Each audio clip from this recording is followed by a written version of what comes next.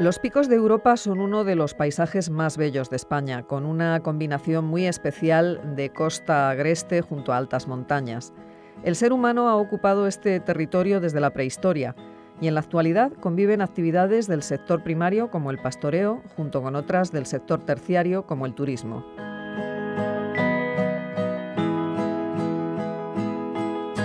Antonio Fernández es profesor de Geografía en la UNED y dirige el curso de verano Los Picos de Europa, Paisajes de Mar y Montaña, que va a celebrarse en Cangas de Onís, en Asturias, los días 9, 10 y 11 del próximo mes de julio.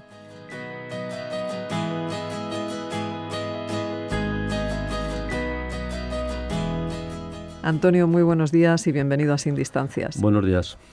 Los Picos de Europa, Paisajes de Mar y Montaña. Bueno, los geógrafos, cuando habláis de paisaje, no os estáis refiriendo a una postal, claro. ¿De qué va este curso de verano, Antonio? No referimos a una postal, ni siquiera a la visión de los arquitectos. Cuando un geógrafo habla de paisaje, se refiere a algo tan, digamos, medible y algo tan obtuso como la manifestación externa de un ecosistema, ¿no? Entonces, eso es lo que es para nosotros un paisaje, ¿no? Entonces, a partir de ahí, se está valorando si ese paisaje pues está en una situación climática de vegetación, si ha tenido una fuerte intervención antrópica, si presenta un cierto valor natural. Es decir, es un diagnóstico de su apariencia externa, de su trapío, ¿no? Si hubiésemos estado hablando de tauromaquia, de la apariencia externa del ecosistema. Eso es lo que es para nosotros paisaje. Y este curso es sobre el paisaje de la montaña y del mar en Picos de Europa. Claro, porque precisamente esta zona presenta una geografía muy especial con el mar y las altas montañas, ¿no? Muy peculiar, muy especial, porque en 20 kilómetros pasamos del nivel del mar a 2.000, casi 2.700 metros de altitud, en 20 kilómetros. Y eso hace posible una interacción mar-tierra descomunal, muy violenta, con mucha energía, y da lugar a unas condiciones oroclimáticas muy peculiares que solamente se pueden dar en aquellos lugares del planeta donde el mar está tan cerca de la montaña o la montaña del mar. Y los Picos de Europa cumplen ese requisito. Una montaña cantábrica, una montaña húmeda muy cerca del mar, y que pasamos de nieves casi permanentes a nivel del mar en muy pocos kilómetros. Estas condiciones geográficas supongo que se expresan culturalmente de una determinada manera. En este curso, ¿qué expresiones culturales vais a ver? Sí, vamos a intentar ver desde el medio físico, características del medio físico, incluyendo el marco natural de la vegetación, la vegetación natural relicta que queda poca, y por supuesto la intervención del hombre, puesto que no es un paisaje plenamente natural, sino que es un paisaje modelado por la intervención antrópica. Esa región, la región cantábrica, ha estado poblada ya desde tiempos paleolíticos, es decir, ha sido un buen sitio para vivir, digámoslo así. Y de hecho continuó hasta nuestros días, y no olvidemos que en el siglo XIX también en ese Golfo de Vizcaya, en esa región cantábrica, los que tenían dinero de la época, los burgueses y los aristócratas del siglo XIX, también iban allí de vacaciones.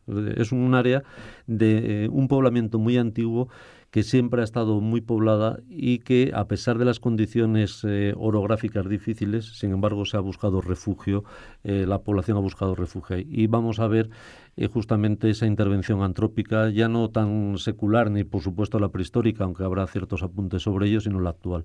Es decir, cómo se vive de la ganadería, cómo esa ganadería ha dado lugar a unos productos artesanales / industriales, como diferentes tipos de queso que se exportan por toda Europa, cómo eso crea conflictos en las comunidades entre cazadores, pastores, ecologistas, proteccionistas de la fauna salvaje. Es decir, ¿qué hacemos con el lobo? ¿El lobo es bueno, es malo? Pues unos dirán que el pastor es el enemigo, el lobo es el enemigo, y para los conservacionistas es el amigo.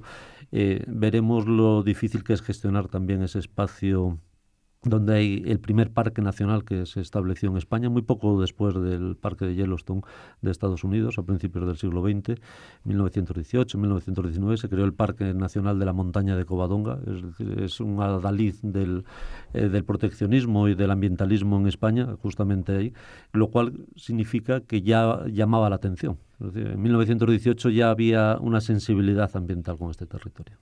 Bueno, además de la dedicación agrícola, ganadera que acabas de señalar, me imagino que el turismo también tendrá un papel muy importante, ¿no? Importantísimo, puesto que es uno de los parques nacionales junto con los Canarios y el de Ordesa de los más visitados, más de 1,5 millones de personas lo visitan anualmente.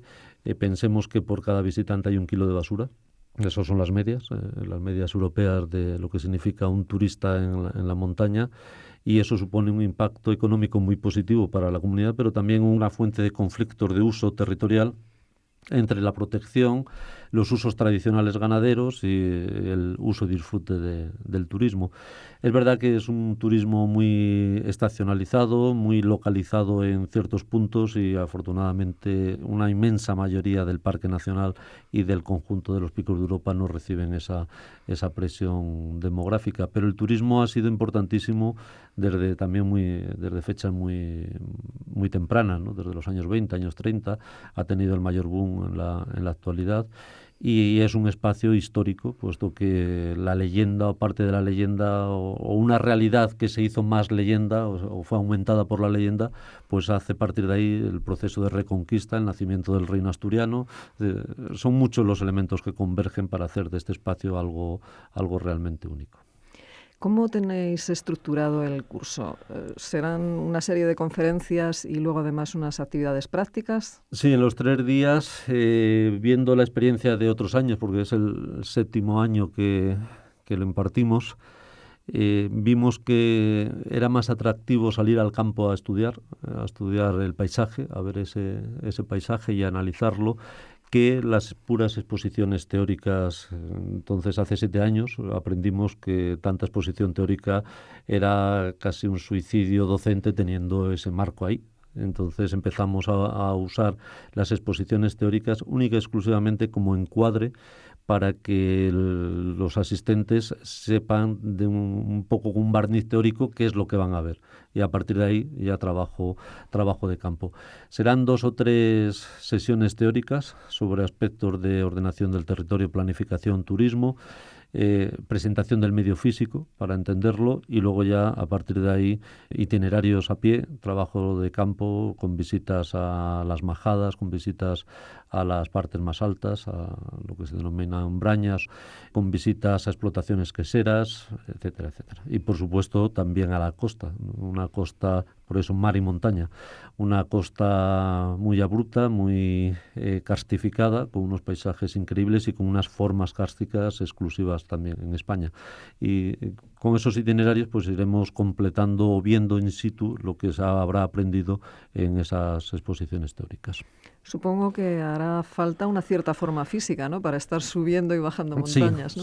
Sí, porque vamos a manejarnos en desniveles de 400, 500 metros a lo mejor de desnivel en algunas de las excursiones, a lo largo de caminatas que pueden ser de 4 o 5 horas a lo largo del día, y eso requiere un mínimo, ¿no? Un mínimo de preparación física, por supuesto un equipamiento adecuado de calzado de montaña. No valen calzados de suela plana, porque a los 10 minutos los guijarros ya nos han desollado los pies.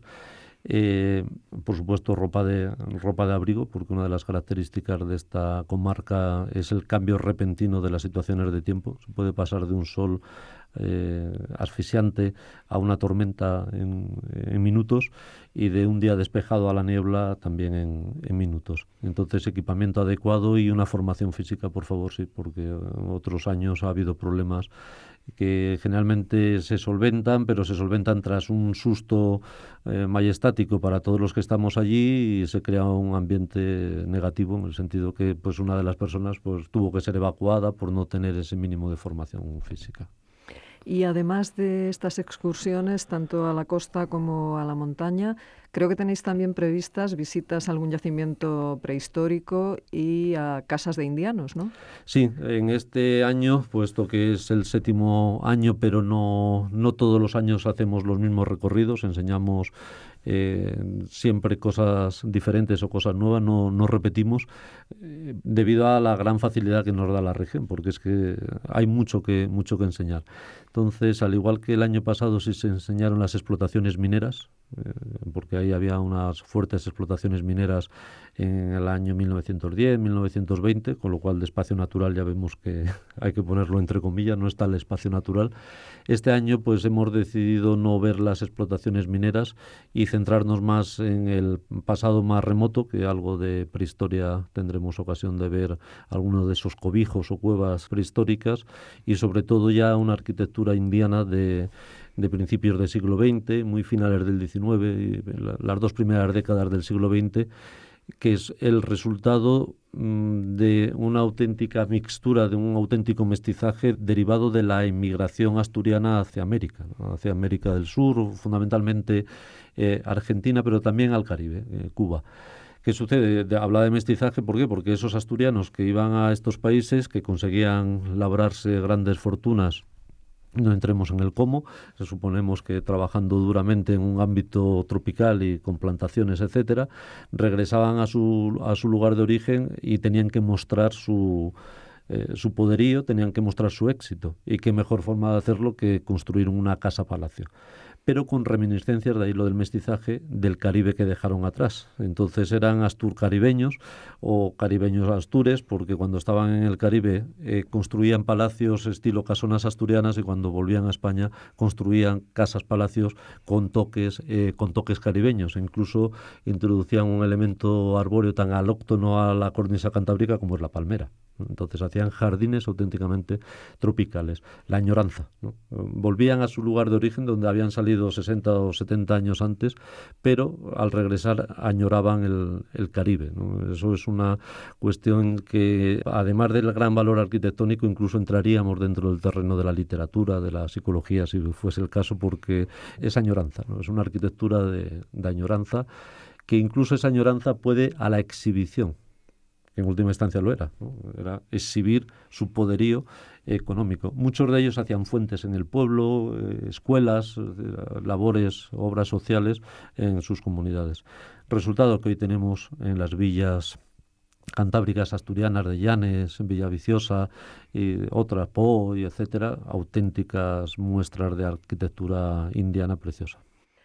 Antonio, ¿cómo podemos animar a los que nos estén oyendo a apuntarse a este curso de verano?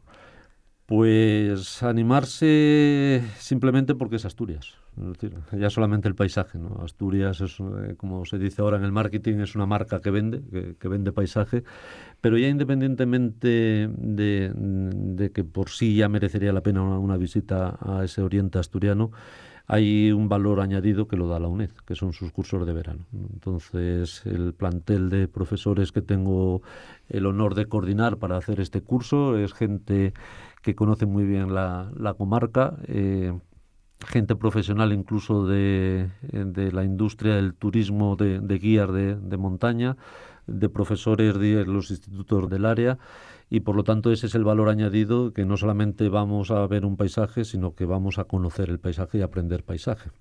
Entonces ese es el verdadero valor añadido, y con el certificado oportuno del reconocimiento de créditos europeos de la UNED. Por lo tanto, yo siempre digo que la geografía como mínimo tiene que darnos unas gafas con las que ver el paisaje, que no lo hacen otros, y dejar de ser analfabetos paisajísticamente. Igual que no concebiríamos vivir sin saber leer, yo creo que es muy difícil vivir sin saber leer paisajes. Entonces ese es el valor añadido, y ahí está el resultado, que es la 7ª edición. Han pasado más de 210 personas y las valoraciones han sido altas, pero eso queda fatal que lo esté diciendo, pero es así. Seguro que incluso muchos han repetido. Sí. Sí, ha habido repeticiones porque no repetimos nunca los mismos itinerarios. Bueno, Antonio Fernández, profesor de Geografía en la UNED, Los Picos de Europa, paisajes de mar y montaña, en Cangas de Onís, los próximos 9, 10 y 11 de julio. Muchas gracias. Gracias.